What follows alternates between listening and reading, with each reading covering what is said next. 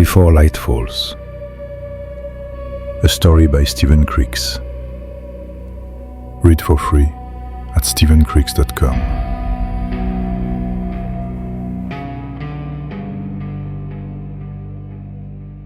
Chapter 9. The jeep peeled out of the base, heading west, hitting County Road 42, a long strip of asphalt dropped in the middle of nowhere.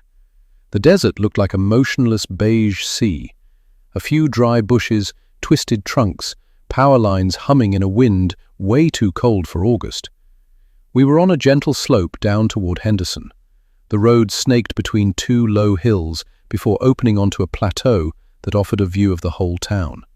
And that's when I saw it. The checkpoint. Jeeps lined up across the roadway, ribbons of barbed wire stretched from one side to the other. Silhouettes in uniform perched on improvised barricades, rifles in hand. A red flag snapped above the guard post, the military signal for a confined zone. I'd almost forgotten Henderson was on lockdown. Daniels slowed the jeep. The sentry stepped forward, a young lieutenant I only knew by sight. Daniels handed over his military ID without a word. The lieutenant took it, checked the stamps, the signatures, then looked up, hesitating. Daniels lit a cigarette, blew the smoke out through his nose.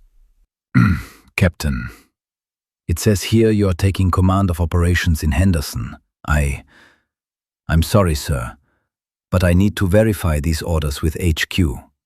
Daniels exhaled slowly. Lieutenant, look ahead.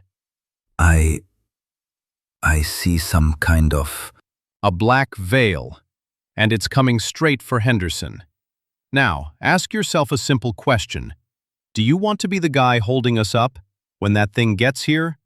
The lieutenant swallowed hard, clearly rattled. He handed the ID back with a sharp motion and signaled to lift the barrier. Just doing my job, Captain. Go ahead.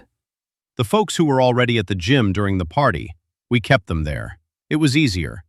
They were grouped together, sheltered, or as sheltered as they could be. For the rest, patrols went door to door. Some were still sleeping. Others refused to come out. We had to carry a few. Old folks, kids with hypothermia. The jeep rounded a bend, revealing Henderson crushed under a cold, white light. The gym was full in a few hours. So the engineers from the 12th Logistics Battalion set up GP large tents all around it. 20, maybe 30, stuffed with cots, blankets, burn barrels, a real refugee camp. And all for what? To keep people from scattering, to protect them, keep them out of the radiation, out of that damn black snow. And now, we have to convince them to do the opposite, to follow us, and to leave everything behind.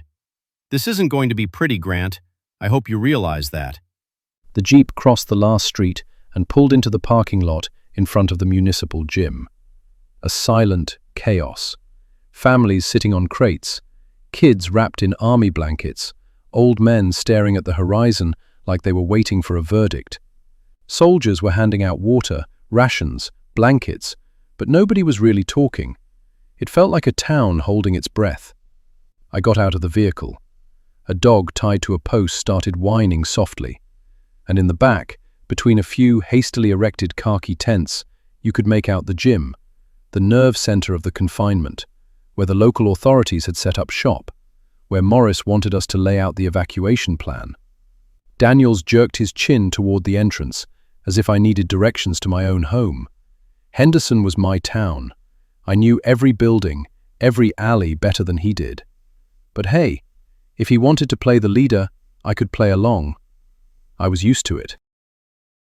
The mayor is waiting for us inside. He's been notified of our arrival. We start with him. He'll help us organize a meeting with the whole population. I nodded, and we walked into the gym. Inside, the light was sickly. Folding tables formed triage stations, lists, registries. Improvised cots were lined up in tight rows, army wool blankets. Tables turned into food pantries, the smell of coffee that had been reheating too long. Dozens of voices mingled, fatigue, worry, impatience. And right in the middle of it all, I saw her, Clara, standing behind a large aluminum coffee urn, an apron tied around her waist. Her hair pulled back, except for a few loose strands escaping, like always. She was serving a bowl of soup to a kid. She was smiling at him. A true smile. Simple. So luminous that even the air in the gym seemed less heavy around her. And she was even more beautiful than I remembered. I felt movement beside me. Daniels was watching me. He had that ironic half-smile he wore when he figured something out before everyone else. That's her, isn't it? I hadn't said a thing, not a word, but he'd seen my face, and that was enough. Yeah, that's her. Daniels nodded, with that sort of gruff kindness some officers know how to show. Go see her, Grant. You got 10 minutes. Without answering, I approached Clara, almost shyly. She looked up, and our eyes met, and all the noise of the gym, the voices, the footsteps, the clatter, seemed to die out instantly. Nothing else existed, except her eyes. Steve?